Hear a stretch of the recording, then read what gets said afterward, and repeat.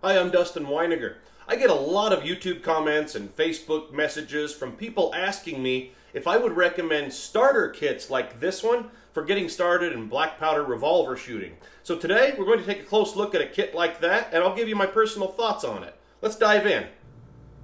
So here's the Traditions black powder revolver redi-pak. I realize there are other kits on the market, but this is pretty typical of what you'd get with most of them. First, let's take a look at the gun. This one comes with the 1851 Colt Navy, and this is a reproduction made by Pieta. I've also seen the kit with the Remington New Model Army and some other guns. On this particular one, this one is in .44 caliber, which is not quite historically correct. Historically correct would be .36, and the frame is made of brass instead of steel, so it's not quite as strong for long-term use. Unless you're just loading it very light, then it probably would be. Now, the gun I really don't have a problem with.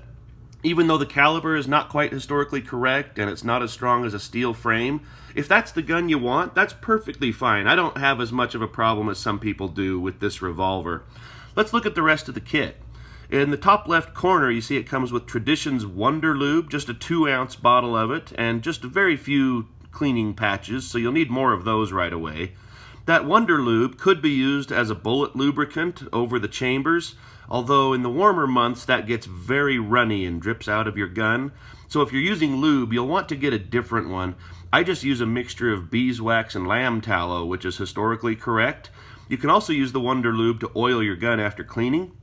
To the right of that, you'll see the Traditions Easy Clean Spray Solvent to use as a cleaning solvent, but just a very small bottle, so you're going to need more virtually right away.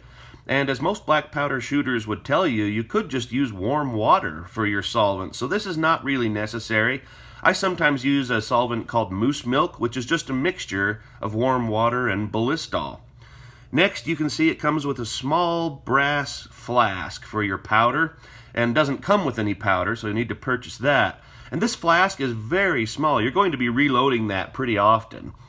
Over to the right of that is a powder measure, but again, very small, which would be fine for the loads you're using in this revolver, but not for much else. Also, if you just get a bigger and better flask, they usually come with pre-measured spouts, so you don't need to use the little measure at all, which will speed up your loading. Down below the measure, you'll see it comes with a capper, but just a straight line capper. Now, sometimes those are pretty hard to get over the nipples of a revolver, so I would recommend instead a snail capper, like a Ted Cash capper. These straight lines you may have to be modified to use on a revolver, which I have a video on how to do that. Below that, you have some lead balls, but only a dozen or so, so that's really only enough to fill the cylinder twice, so you're going to need to start out buying more of those. To the left, you'll see it comes with a nipple wrench, and that includes a nipple pick. Now, honestly, this might be the best tool in the whole kit because that's really the only thing that's going to last you long term, and you're going to need one anyway. Next is the cleaning kit down below, which is really just a cleaning rod with a handle and a couple of attachments. But the attachment for the patches is just the kind that has the slot in it. It's not a jag, which means it's not going to let you apply much pressure into the rifling to really get your bore clean. So I would recommend a different cleaning kit with cleaning jags for the patches. I guess what it comes down to is this kit comes with some things you really don't need or are going to replace very soon, and it doesn't come with some things that you do need. My honest opinion is it's just a sales gimmick.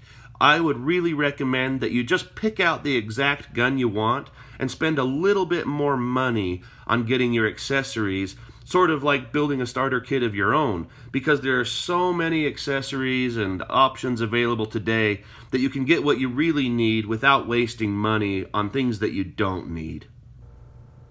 Well, as always, I hope you enjoyed this video today and maybe even found it helpful. Don't forget to click that like button down below and subscribe to the channel so you can see more videos. And in the description, you'll find links on where to find me on social media. Thank you so much for watching.